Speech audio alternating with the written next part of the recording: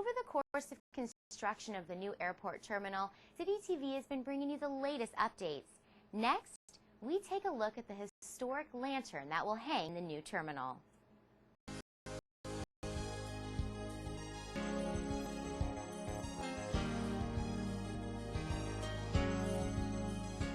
The airline terminal project has been cleared for takeoff.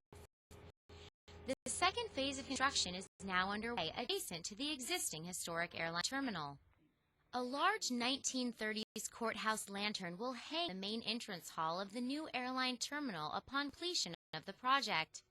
The lantern is 6 feet tall with rolled glass panes and is currently being restored with LED lighting. The light needed completely rewiring. We obviously don't do that, but we have an electrician, and he came in and just rewired the whole thing and put all new pieces on it.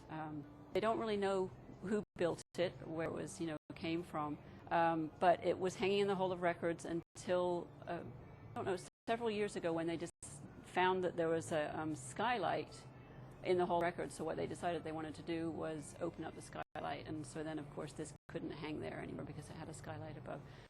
The lantern is on loan from the Santa Barbara Courthouse Legacy Foundation.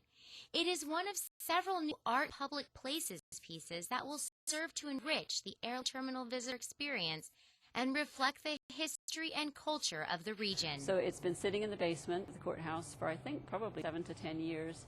And they asked us to go and have a look at it and see what it needed. And it was so covered with dust, thick layer of dust, that I couldn't even tell if the glass panels were broken or intact. So I said we really need to get it to our studio. And once we got it here, we did a cleanup, assessed what it needed. And the biggest part that's been a real challenge for us is finding the glass, because this glass, we're not sure. All the rest of the lights at the courthouse were made in Spain. So it's possible that this was also made in Spain.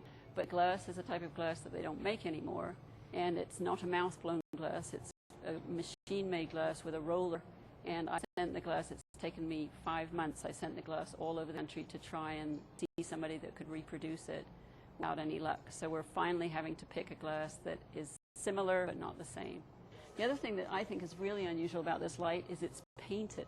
Mostly when you have a copper or a brass lamp, you let it its natural patina because it's so pretty.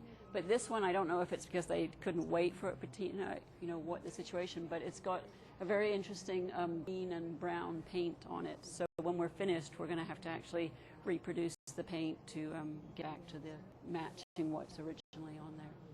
The biggest challenge on this one is just that it's so big and that everything is big. All the metal pieces are big, the solder joints are big, and usually when we use a smaller soldering iron, that doesn't work on this big piece. So. Stay tuned in the months to come for more